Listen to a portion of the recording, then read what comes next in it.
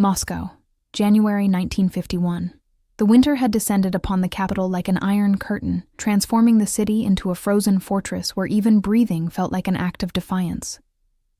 The temperature had plummeted to -30°C, and the snow fell relentlessly, burying the streets in white silence that muffled everything except the constant fear that permeated Soviet society. Katya Volkov sat at her desk in the editorial office of Pravda, the official newspaper of the Communist Party, her fingers numb despite the building's inadequate heating. At 32 years old, she had mastered the art of writing propaganda that pleased the censors while keeping her own thoughts carefully locked away in the deepest corners of her mind.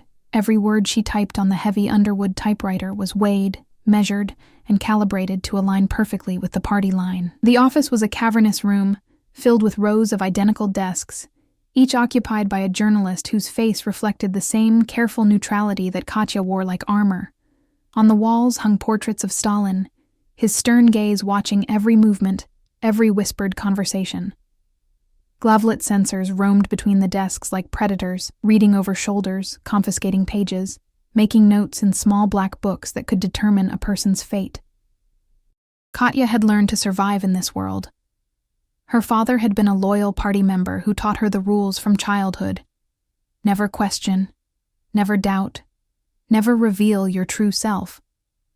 When he disappeared during the Great Purge of 1937, taken in the middle of the night by men in dark coats, she understood the final lesson he had unwittingly taught her. In the Soviet Union, loyalty was measured not in years of service, but in the last moment before they came for you. "Comrade Volkov, there is a new assignment for you," announced Dmitry Petrov, the editor-in-chief, his voice carrying the particular flatness that all Soviet officials cultivated. "We are receiving a new journalist from Leningrad. You will oversee her work, ensure she understands how things operate here in Moscow." Katya nodded without looking up from her typewriter. "Of course, Comrade Petrov. When does she arrive?" "Today. Her name is Elena Sokolova. She comes with recommendations from the Leningrad Party Committee, but also with some concerns about her ideological discipline. You will report to me weekly on her progress." The meaning was clear. Elena Sokolova was being watched, and Katya was being made complicit in that surveillance. It was how the system worked, everyone spying on everyone else. A web of mutual distrust that kept the entire society paralyzed. Elena arrived that afternoon during the darkest hours of the winter day, when the sun barely rose above the horizon before surrendering to the long night. She entered the office carrying a single worn suitcase, snowflakes melting in her dark hair, her cheeks flushed from the brutal cold outside. She was young, perhaps 26 or 27, with intelligent gray eyes that moved quickly around the room, taking in the portraits, the censors, the fearful faces of her new colleagues. Katya observed her from across the room and felt an immediate sense of foreboding. This woman did not have the carefully cultivated blankness that survival required. Her face was too expressive, her eyes too alive. She would not last long in Moscow if she did not learn to hide herself better. "Comrade Volkov." Elena approached her desk, extending her hand. "I am Elena Sokolova. I believe you are to be my supervisor." Katya shook her hand briefly, noting the firmness of the grip, the calluses that suggested hours spent writing. "Welcome to Pravda, Comrade Sokolova. I trust your journey from Leningrad was acceptable. 20 hours on a train with no heat, sharing a compartment with 6 other passengers." Elena replied with a small smile. "But I have arrived, and I am ready to serve the party with my words." The last phrase sounded rehearsed, as if Elena had been coached to say it. Katya gestured to an empty desk adjacent to her own. "This will be your workspace. I will review all your articles before they go to the censors. You will write nothing, publish nothing, without my approval. Is that understood?" "Perfectly, Comrade Volkov." Over the following days, Katya watched Elena struggle with the rigid demands of Soviet journalism. The younger woman had talent. Her writing was vivid, her descriptions powerful, but she made constant mistakes. She used words that carried unintended meanings, constructed sentences that could be interpreted as subtle criticism, included details that the censors immediately struck from her drafts. "You cannot write about the cold in the communal apartments," Katya explained one evening when they were alone in the office, most journalists having already departed into the frozen night. "It suggests that the Soviet state does not adequately provide for its citizens." "But it is simply the truth," Elena protested. The pipes freeze. The families huddle together for warmth. I am describing reality. Reality is not what exists, but what the party says exists, Katya replied, repeating the maxim that had been drilled into her for years. Your responsibility is not to report facts, but to shape consciousness. Elena stared at her for a long moment, and Katya saw something dangerous in those gray eyes. Disappointment, perhaps, or the beginning of understanding about the true nature of their work. It was a look Katya remembered seeing in her own mirror years ago, before she learned to stop looking too closely at her reflection. If you're captivated by this story of courage and forbidden love in one of history's darkest periods, subscribe to the channel so you don't miss what happens next. February brought no relief from the cold. If anything, the winter deepened its grip on Moscow, as if nature itself conspired with the regime to keep everyone frozen in place. The Moskva River became a solid highway of ice, and the snow piled so high that pedestrians walked between walls of white, unable to see anything beyond the narrow paths carved through the drifts. Katya and Elena developed a routine. Each morning, they met at the office by 7 o'clock, before most others arrived. Katya would review Elena's assignments from the previous day, marking corrections with a red pencil, explaining in low voices what could be written and what must remain forever unspoken. Elena learned quickly, adapting her natural talent to the constraints of Soviet propaganda, though Katya sometimes caught a flash of pain in her eyes when a particularly beautiful passage had to be destroyed for ideological purity. They worked late into the evenings, often the last to leave the office. The censors left at 6 o'clock sharp. Even ideological vigilance had its schedules, and in those stolen hours after official supervision ended, their conversations began to shift. It started with literature. Elena mentioned that she had studied Pushkin at Leningrad University before the war, and Katya confessed that she had once dreamed of being a poet rather than a propagandist. In whispers, they recited forbidden verses, not overtly political, but dangerous in their celebration of beauty, emotion, and individual experience. I sometimes wonder what it would be like to write freely, Elena said one night, her voice barely audible even in the empty office. To choose words because they are true, not because they are safe. Katya looked around instinctively, checking the shadows for listeners, then replied, "That kind of freedom has not existed in this country for decades, if it ever did. We write what we are told to write, and we survive." "Is survival enough?" Elena asked, and the question hung between them like a challenge. Katya did not answer. To say yes would be to admit the hollowness of her existence. To say no would be to acknowledge the yearning for something more, something dangerous. Their friendship, if that was what it could be called in a society where friendship was always suspect, deepened through March. They began meeting outside the office, though never publicly. The communal apartments where both women lived offered no privacy, with multiple families sharing kitchens and bathrooms, where every conversation could be overheard by informants. Instead, they walked. Moscow's streets provided a strange kind of sanctuary. In the crowds that hurried through the frozen city, two women walking together attracted no attention. They could talk while moving, their words dissipating into the wind, leaving no record. They walked along the Boulevard Ring, past the Bolshoi Theater, through the Alexander Garden with its view of the Kremlin walls. During these walks, they spoke of their lives before. Elena told Katya about her father, a professor of history who had been arrested in 1938 for anti-Soviet agitation after a student denounced him for questioning the official interpretation of the October Revolution. He died in a labor camp in Kolyma. His body never returned to his family. "They told my mother he was an enemy of the people," Elena said, her breath forming clouds in the frigid air. She believed them, or pretended to. She denounced him publicly to save herself and me. I was 13 years old, and I learned that everyone you love can betray you if the alternative is death. Katya shared her own story, her father's disappearance, her mother's subsequent madness and death from grief disguised as pneumonia, her own determination to survive by becoming exactly what the system demanded. "I thought, if I was perfect, if I never made a mistake, they would leave me alone," she admitted. "But I have realized that safety is an illusion. They can come for you at any time, for any reason or no reason at all. These conversations created a bond deeper than friendship. They were sharing truths that could destroy them both if repeated to the wrong ears. It was a mutual vulnerability that felt paradoxically like trust in a world where trust was the most dangerous luxury. One evening in late March, they attended a mandatory lecture at the Communist Party regional headquarters on the role of journalists in building socialist consciousness. 200 journalists packed into an overheated auditorium, listening to a speaker drone about the duty to expose Western imperialism and celebrate Soviet achievements. Katya and Elena sat near the back, forced to stay awake through 3 hours of ideological instruction. During a brief break, Elena whispered, "Do you ever feel like we are living in a novel by Dostoevsky? All this suffering and moral compromise? Everyone hiding their true selves?" Katya smiled despite herself. Dostoevsky would not recognize this world. His characters had internal struggles, philosophical debates. We are not allowed internal lives. We are merely functions of the state. When the lecture finally ended, they filed out with the others into the night.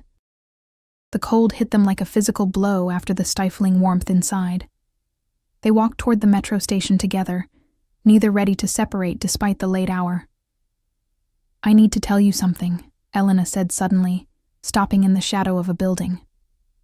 "I am being reassigned. They want me to write a series of articles exposing degenerates and perverts in Moscow cultural institutions.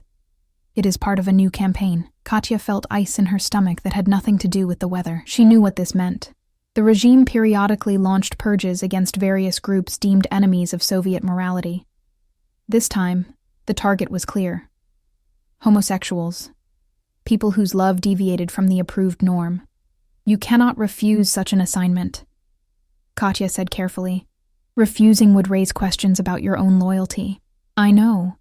Elena's voice trembled slightly. "But to write such articles, to help hunt down people whose only crime is loving differently?" "Katya, I do not think I can do it." The use of her first name, without the mandatory comrade, was startling. They had maintained formal address even in their private conversations, a final barrier of safety. Now Elena had crossed it, and Katya understood that something fundamental was shifting between them.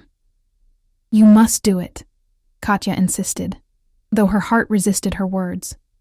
"The alternative is too dangerous." "More dangerous than losing whatever remains of my soul?" Elena asked. Her eyes reflected the dim streetlight, and Katya saw tears frozen on her eyelashes. Before she could stop herself, Katya reached out and gently brushed the frozen tears away with her gloved hand. The gesture was tender, intimate, completely inappropriate for two Soviet comrades. Elena caught Katya's hand and held it for a moment too long. In that moment, in the frozen darkness of a Moscow street, Katya understood with terrible clarity what was happening between them. This was not simply friendship or mutual understanding. This was the beginning of something that the Soviet state considered criminal, something that could send them both to labor camps in Siberia. "We should go." Katya pulled her hand away, her voice shaking. "It is late." They rode the metro in silence, standing apart in the crowded car, not looking at each other. But when they parted at the station, where their routes diverged, their eyes met, and Katya saw reflected there the same fear and the same impossible longing that she felt in her own heart. This story is about to take a turn that will test everything they believe. Subscribe to the channel to continue this journey through one of history's most oppressive eras. April arrived without bringing spring. Moscow remained locked in winter's embrace, as if the cold had become permanent, a physical manifestation of the ideological freeze that gripped Soviet society. In the editorial offices of Pravda, tension rose as new directives arrived from the party's central committee. Elena had been given her assignment officially, a 5-part series titled Purging Degeneracy from Soviet Culture. She was to investigate Moscow's theaters, libraries, and educational institutions, identifying individuals who exhibited moral corruption and bourgeois perversion. The censors had already approved the general outline. All that remained was for Elena to name names, to point fingers that would direct the machinery of state repression toward its next victims. Katya watched her struggle. Elena spent days sitting at her desk, staring at blank pages in her typewriter, unable to write the words that would condemn innocent people. She interviewed cultural workers as required, but her articles remained unwritten. The deadline approached. "Comrade Sokolova, where is your first article?" Dmitry Petrov demanded one morning, his voice carrying across the office. "The printers are waiting. The party expects results." "I am conducting thorough investigations, comrade editor," Elena responded, her voice steady despite the fear in her eyes. "Such serious accusations require careful verification. You have had 3 weeks. Deliver the first article by tomorrow, or I will assign the series to someone who understands the urgency of ideological vigilance." That night, Katya found Elena in the office long after everyone else had gone. She sat in the dark, not even bothering to turn on the desk lamp, her face illuminated only by the moonlight reflecting off the snow outside the windows. "I cannot do it," Elena whispered when Katya approached. "I interviewed a librarian today, a woman named Irina Markova. She has worked at the Lenin Library for 20 years, carefully preserving books through the war, through the bombings. She loves literature the way we do, and I am supposed to destroy her, because someone reported that she lives with another woman, and they share affection that the state has deemed illegal." Katya sat down at the desk next to Elena's. "What will you do?" "I do not know. If I write the article, I become a monster. If I refuse, I will be questioned about my own loyalties, and they will investigate me. They will find out." Elena trailed off, but Katya understood what she had not said. They would investigate Elena's life, her friendships, her feelings. They would discover what had been growing between Elena and Katya, this connection that had deepened from mentorship to friendship to something neither of them had dared to name, but both felt with increasing intensity. "Then you must write it," Katya said quietly, "but write it carefully. Describe the alleged crimes vaguely. Use bureaucratic language that says everything and nothing. Submit it to the censors and let them make the final decisions. You will have fulfilled your assignment without actually destroying anyone." Elena looked at her with a mixture of hope and despair. "You think that will work?" "I think it is the only way to survive this. We are not heroes, Elena. We are survivors. We do what we must to see another day." Over the next week, Elena crafted her article with meticulous care. She described ideological deviations and suspicious relationships in terms so abstract that they could apply to anyone or no one. She quoted party doctrine extensively, filling paragraphs with ideological jargon that satisfied the censor's need for proper language while providing minimal actionable information. Katya reviewed each draft, suggesting changes that would make the article even more vague. They worked side by side, two women collaborating to subvert the very system they appeared to serve. It was a small act of resistance, almost invisible, but it felt significant. The first article was published in late April. It generated the expected response from the party leadership: praise for exposing moral corruption, directives to continue the investigation. But it produced no actual arrests, no specific denunciations. The librarian, Irina Markova, continued her work undisturbed. During this time, Katya and Elena had stopped their evening walks. The risk had become too great. Dmitry Petrov had begun watching them with particular attention, his eyes following their movements around the office. Other journalists had started to notice their closeness, the way they leaned together over articles, the length of their private conversations. But they found other ways to communicate. Notes left in library books they both borrowed. Brief touches of hands when passing documents. Glances across the office that lasted a moment too long. Each small gesture felt like a declaration and a danger. One Saturday in May, when the snow finally began to melt and the first hints of spring appeared in Moscow's parks, Katya and Elena accidentally encountered each other at the Tretyakov Gallery. It was a legitimate coincidence. Both enjoyed art, and the gallery was one of the few public spaces where Soviet citizens could spend time without explicit ideological purposes. They walked through the halls of Russian art separately at first, maintaining the fiction of chance, but gradually they drifted closer, standing before the same paintings, careful not to speak but acutely aware of each other's presence. In front of a painting by Ilya Repin showing Ivan the Terrible cradling his dying son, Elena finally whispered, "Everything beautiful in this country is about suffering." "Or resistance," Katya replied. equally quiet. Repin painted truth even when it was dangerous. They moved to another room, and another, slowly walking through centuries of Russian art. Eventually, they found themselves in a small gallery that was temporarily empty of other visitors. The painting before them showed a winter landscape. Birch trees against snow, a frozen river, the particular quality of light that only exists in Russian winters. "I have been thinking about what you said," Elena murmured, still facing the painting. "About how we are not heroes, only survivors. But I wonder if there is a point where survival becomes its own kind of death. If we compromise everything we believe, give up everyone we care about, betray every truth we know, are we really alive?" Katya felt her heart pounding. "What are you saying?" Elena turned to face her, and in her eyes was something that made Katya's breath catch. "I am saying that I would rather live one true moment than a lifetime of safe lies. I am saying that I—" "Stop," Katya interrupted, though she desperately wanted to hear what Elena was about to confess. "Do not say it. Once words are spoken, they cannot be taken back. They become real, and reality is what destroys us here." "The feeling is already real," Elena said softly. "Not speaking it does not make it disappear. It only makes us cowards." A guard entered the gallery, his boots echoing on the wooden floor.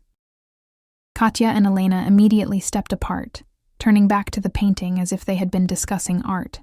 The guard passed without stopping, but the moment was broken. They left the gallery separately, returning to their communal apartments, their careful lives. But something had changed. The confession that almost happened hung between them, unspoken but undeniable. The tension is building, and the stakes are about to get much higher. Don't miss the next chapter. Subscribe to the channel now. June brought not only spring, but also danger. Viktor Sokolov, a journalist who worked 3 desks away from Katya, had been watching Elena and Katya with increasing interest. He was an ambitious man in his late 30s, eager to rise in the party hierarchy, and he understood that the fastest path to advancement was through denunciation of others. Katya first noticed his attention when she caught him making notes in his small black book, after observing a brief conversation between her and Elena. Then she noticed him, accidentally, appearing in the same places where they happened to be. The library, the metro station, the cafeteria where Pravda journalists took their meals. "He is collecting evidence," Katya told Elena during one of their rare moments of privacy in the women's washroom at the office. "He suspects something." Elena's face paled. "What should we do?" "Distance ourselves. No more conversations beyond what is professionally necessary. No more looks. No more notes. Nothing that can be interpreted as inappropriate." They tried. For 2 weeks, they maintained perfect professional distance. Katya reviewed Elena's articles with cold efficiency, offering corrections without commentary. Elena accepted the changes without discussion. In the office, they barely acknowledged each other's existence. But Viktor was not fooled. He had already made up his mind about their relationship, and he was simply gathering enough evidence to make his denunciation credible. Katya knew how the system worked. Viktor would compile his observations, interview others in the office about suspicious behavior, perhaps even follow them home to document their living situations. Then he would file his report with the party committee, and the KGB would begin its investigation. The crisis came on a warm evening in late June. Katya worked late, reviewing galleys for the next day's edition. She thought she was alone in the office when she heard a sound from the storage room where old articles and reference materials were kept. She went to investigate and found Elena sitting on the floor among boxes of files, crying silently. What happened? Katya knelt beside her, forgetting caution in the face of Elena's distress. "My mother died," Elena whispered. "I received a telegram this afternoon." Her heart failed. She was only 54 years old. Katya understood immediately. Elena's mother had never recovered from the trauma of her husband's arrest and death.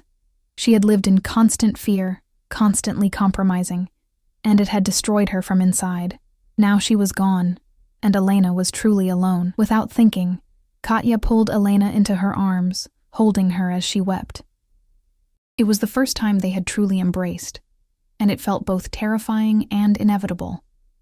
Elena clung to her, and Katya felt her own tears falling into Elena's dark hair.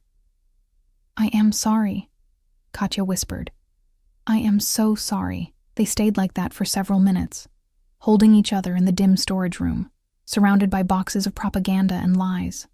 Then they heard a sound, the creak of a floorboard near the door. They separated instantly, standing up too quickly. Katya walked to the doorway and looked out. The office appeared empty, but she could not shake the feeling that someone had been there, watching. The next morning, Dmitry Petrov summoned both of them to his office. Victor sat in a chair by the window, his expression smug. "Comrade Volkov, Comrade Sokolova," Petrov began, his voice grave. "Serious concerns have been raised about your relationship. Comrade Sokolov has documented behavior that suggests ideological deviation of a moral nature." Katya's mind raced. "I do not understand, Comrade Editor. Comrade Sokolova is my colleague. I have been mentoring her as you requested. Mentoring does not require the kind of physical intimacy that Comrade Sokolov observed last night," Petrov replied. "He saw you embracing in the storage room." Elena started to speak, but Katya cut her off. "Comrade Sokolova received news of her mother's death. I offered brief comfort to a grieving colleague. There was nothing inappropriate in my actions." Victor leaned forward. "I have documented weeks of suspicious behavior. Prolonged conversations, excessive private meetings, exchanged notes. This was not an isolated incident, but a pattern of deviant relationship." Petrov looked at them both with distaste. "The party committee will investigate. You are both suspended from your positions pending the outcome. You will not leave Moscow without permission. You will report to the committee offices tomorrow morning at 8 o'clock for interrogation. That is all." They left the office in silence, walking out into the warm summer morning that felt nothing like freedom. On the street outside Pravda's headquarters, Elena turned to Katya with desperation in her eyes. "What will we tell them?" "The truth," Katya said. "That we are colleagues, that you were grieving, that there is nothing more to it. We deny everything Victor claims to have seen. They will not believe us. Perhaps not. But it is our only chance." They parted ways, returning to their communal apartments to prepare for the interrogation. Katya lay awake all night, staring at the ceiling of the small room she shared with 2 other women, listening to their breathing in the darkness. She thought about her father, taken in the night and never seen again. She thought about Elena, alone in her own crowded room, facing the same terror. And she thought about the choice that lay before them. They could deny everything, hope the evidence was insufficient, try to survive. Or they could tell the truth and accept the consequences. The next morning, in separate interrogation rooms at the party committee headquarters, they made their choices. Katya sat across from 2 investigators and repeated her story. Colleague, mentoring, grief, comfort, nothing more. She denied any inappropriate feelings. She maintained that Victor had misinterpreted innocent interactions. She presented herself as a loyal Soviet journalist who had served the party faithfully for a decade. In another room, Elena faced her own interrogators. And she made a different choice. What will Elena's choice mean for both of them? Subscribe to the channel to find out what happens in the final chapter of this powerful story. Elena told them the truth, not the complete truth. Even in her moment of courage, she was not suicidal. She did not confess to feelings she held for Katya, did not admit to any physical relationship beyond that single embrace. But she refused to betray Katya, refused to paint their friendship as something suspicious or deviant. "Comrade Volkov has been a mentor and a friend," Elena stated clearly. "In a system that encourages constant surveillance and mutual betrayal, we found in each other the rare possibility of trust. That is not a crime. That is humanity." The investigators wrote down every word, their faces expressionless. They asked about her father, about her mother, about her ideological development. They questioned her loyalty to the party, her commitment to Soviet values. They showed her Victor's written report with its detailed observations and insinuations. "Your colleague suggests that you and Comrade Volkov have engaged in a relationship contrary to Soviet morality," one investigator said. "Such relationships are criminalized under Article 121 of the Soviet Criminal Code. Do you understand the seriousness of these allegations?" "I understand that Comrade Sokolov is an ambitious man seeking advancement through denunciation," Elena replied. "I understand that in the Soviet Union, Friendship between women is apparently more suspicious than the constant atmosphere of fear and betrayal that defines our society. The interrogation lasted 6 hours. When it ended, Elena was not arrested, but she was told that the investigation would continue. She returned to her communal apartment in the twilight, exhausted and uncertain of what would happen next. Katya had already returned home. She waited in the small shared kitchen of her building until Elena appeared, and they looked at each other across the crowded space filled with other residents preparing evening meals. Later, after midnight, when the building was quiet, Katya knocked softly on the door of Elena's room. Elena answered, and they stepped into the hallway, speaking in whispers. "What did you tell them?" Katya asked. "The truth. That you are my friend. That friendship is not a crime." Katya felt fear and admiration in equal measure. "You should have denied everything. Now they will investigate more thoroughly." "I am tired of denying, tired of hiding," Elena said. "My whole life has been shaped by fear. Fear that made my mother betray my father. Fear that turned me into a propagandist for a regime I despise. Fear that keeps us all prisoners. I cannot live that way anymore." "Then you will not live at all," Katya said bluntly. "You know what happens to people who refuse to conform." "I know. But I also know that I would rather face punishment for being myself than spend the rest of my life pretending to be someone else. And I will not betray you, Katya. Whatever happens, I will not give them that."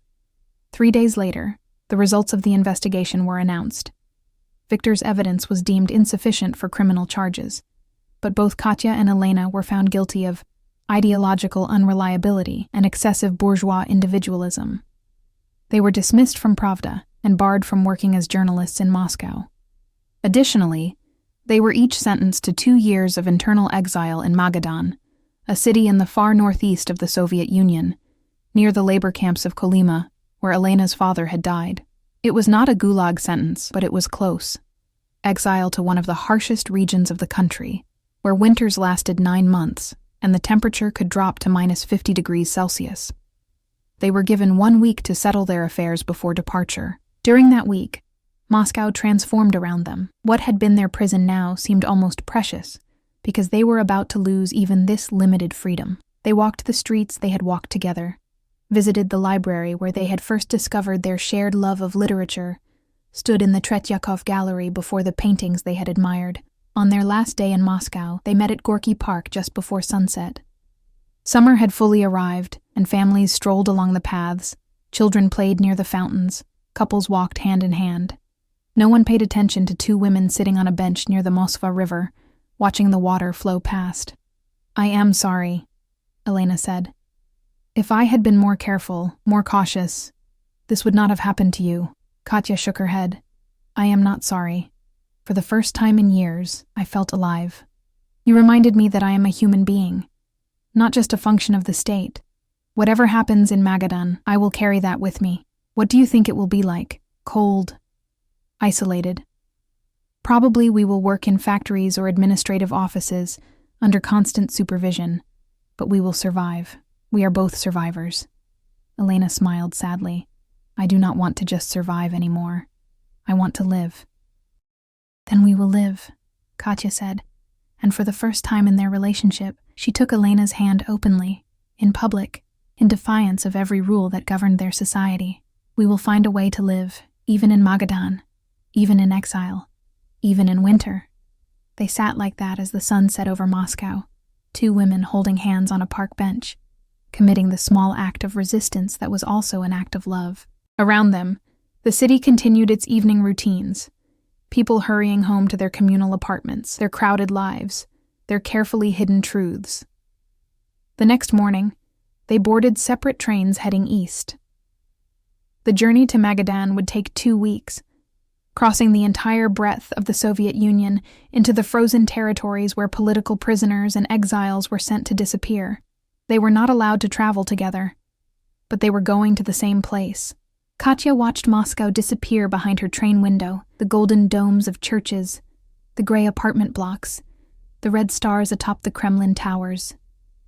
She thought about her father, about Elena's father, about all the people who had been crushed by this system.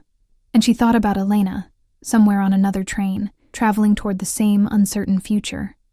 In Magadan, they would be assigned to different housing, different workplaces. They would be under constant surveillance, their letters censored, their movements restricted. But Katya knew they would find each other. They would find ways to meet, to talk, to sustain the connection that had made them both fully human again. Winter would come to Magadan in September, and it would last until June. The cold would be brutal, the isolation nearly unbearable. But they had survived Moscow, survived interrogation, survived the machinery of Soviet repression. They would survive this too. Years later, when Stalin died in 1953 and the system began its slow, partial thaw, when some exiles were allowed to return and some restrictions were lifted, Katya and Elena would still be in Magadan. They would have jobs in the local library by then, living in a small apartment they somehow managed to share. Two women who had become essential to each other's survival. They would learn that Victor had been arrested himself in 1954, accused of insufficient vigilance when he failed to expose a more serious case of ideological deviation. He died in a labor camp in 1956. Dmitry Petrov retired quietly and disappeared into the anonymity that former party officials cultivated when their patrons fell from power. But in the summer of 1951, as Katya's train carried her eastward toward exile, she knew none of this. She knew only that she had made a choice to acknowledge her humanity, to care for someone deeply in a world that criminalized deep caring. She knew that Elena had made the same choice, and that whatever hardships lay ahead, they would face them together. Through the train window, she watched the birch forests of central Russia roll past, the same forests that had stood for centuries through wars and revolutions and purges. The trees survived winter after winter, and they bloomed again each spring. Perhaps humans could do the same. When winter fell on Magadan, as it always did and always would, Katya and Elena would be there to witness it together. And in that frozen city at the edge of the world, far from the corridors of power and the mechanisms of oppression, they would build a life that was small and constrained, but genuinely theirs. They would read forbidden books in secret, share whispered poetry, celebrate tiny acts of resistance. They would hold hands in the privacy of their room when the cold was so intense that even the guards stayed inside. They would love each other in a world that declared such love criminal, and they would survive. The train continued east, carrying Katya toward her exile and toward the woman who had made that exile bearable. Outside, the summer landscape passed in a blur of green and gold. But Katya was already thinking of winter, of snow and ice and impossible cold, and of the human warmth that could survive even that. Thank you for following this powerful journey through one of history's darkest periods. If you were moved by Katya and Elena's story of courage and love, please subscribe to the channel for more stories that illuminate the human spirit in the face of oppression. Share this story with others who appreciate tales of resistance and resilience. Until next time.